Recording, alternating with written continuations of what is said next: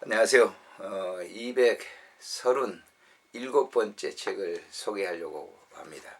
바로 이 책인데요. 무릎으로 사는 그리스도인. 이 책의 제자는 무명입니다. 누가 쓴지는 모르지만은 이 책은 제가 한 30년 이렇게 넘은 것 같네요. 이 책을 읽은 지가. 그때는 굉장히 이제 감명 깊게 읽었습니다.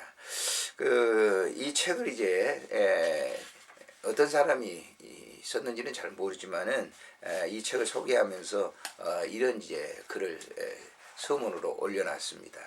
중국을 여행하던 사람이 성대한 축제를 맞는 어느 이교 사원을 방문하였다. 거기에는 많은 사람이 사당 안에 세운 가증스러운 신상을 숭배하고 있었다.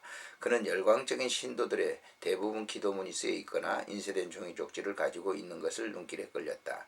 그들이 이 주문들은 조그마한 진흙덩이로 싸서 신상 앞에 던진다. 그는 이런 괴이한 행동을 하는 이유를 물어보았다. 만일 작은 진흙덩이가 신상에 찰싹 달라붙으면 그 기도가 반드시 응답을 받고 땅에 떨어지면 신에게 거절당했다는 것이다. 우리는 기도의 응답 여부를 테스트하는 이 특이한 방법을 웃어넘길지 모른다. 그러나 살아계신 하나님께 기도하는 절대 다수의 그리스도인들이 진정으로 역사하는 기도에 대해서 거의 무지하다는 사실을 알고 있는가? 기도야말로 하나님이 보고의 문을 여는 열쇠인데도 말이다.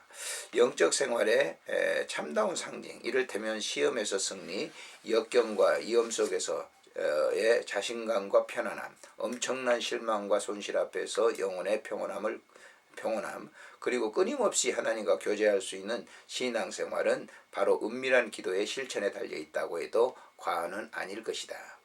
이 책을 청탁받고 많은 추적 끝에 쓰게 되었는데, 그리고 지금도 많은 기도 중에서 발행하고 있음을 밝혀둔다. 존 도반 출판사에서 이제 이 책을 받아가지고 번역한 것이죠.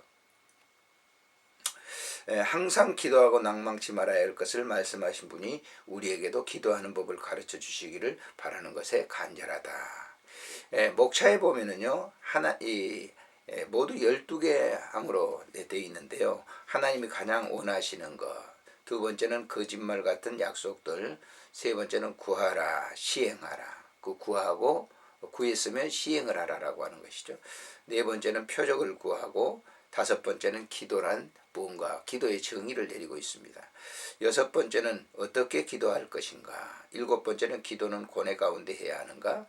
여덟 번째, 하나님은 모든 기도에 응답하시는가. 아홉 번째, 기도의 응답들. 열 번째, 어떻게 기도를 응답하시는가. 11번째, 기도를 막는 방해하는 요소들. 12번째, 누가 기도할 수 있는가라고 하는 것.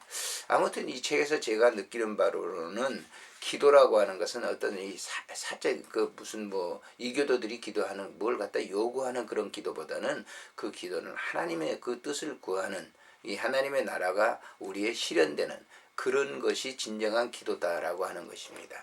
그래서 맨 뒤편에 이제 그 책의 뒤 후편에 이렇게 보게 되면 이런 얘기를 했어요.